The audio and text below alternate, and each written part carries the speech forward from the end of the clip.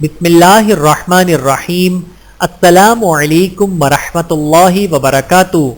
عزت و اکرام کا سب سے زیادہ مستحق کون؟ حضرت ابن عباس رضی اللہ تعالی عنہ سے پوچھا گیا کہ آپ کے ہاں لوگوں میں سب سے زیادہ عزت و اکرام کا مستحق کون ہے؟ آپ رضی اللہ تعالی عنہ نے جواب دیا، میرے ساتھ بیٹھنے والا جب تک وہ میرے پاس سے چلا نہ جائے۔ آخرت کے بیٹے بنے، دنیا کے نہیں۔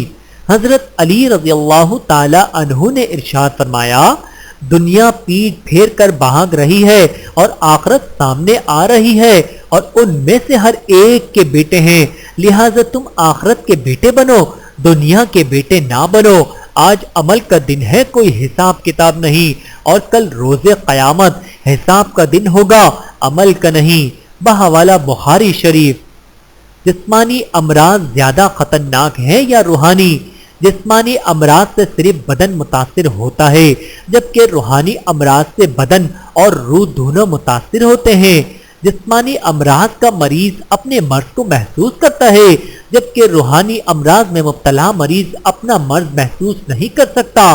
جسمانی امراض کی تشخیص ڈاکٹرز، الٹرا ساؤنڈ اور ایکس رے وغیرہ سے ہوتی ہے، جبکہ روحانی امراض کی تشخیص اہل اللہ ہی کر سکتے ہیں۔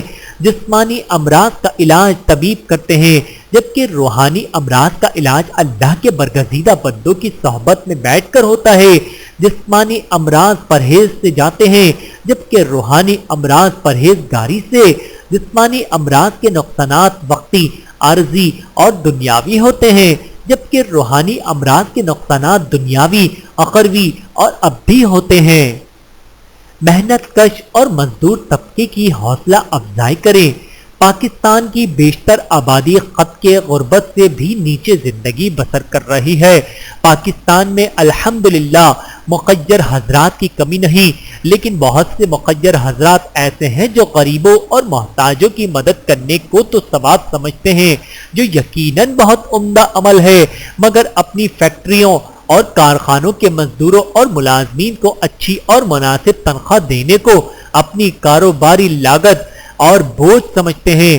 نتیجتاً ہمارے ملک میں ایک بہت بڑا طبقہ ایسا وجود میں آ رہا ہے جو محنت کرنے کے بجائے مانگنے یا چوری اور ڈکیتی کو ترجیح دے رہا ہے۔ یہ بہت حساس مسئلہ ہے اور غور طلب بات ہے، اور ملک کے سرمایہ دار کاروباری حضرات کو اس پر سنجیدگی سے غور کرنا چاہیے۔ اللہ تعالی ہم سب کو سمجھنے کی اور عمل کرنے کی توفیق عطا فرمائے۔ آمین ثم آمین۔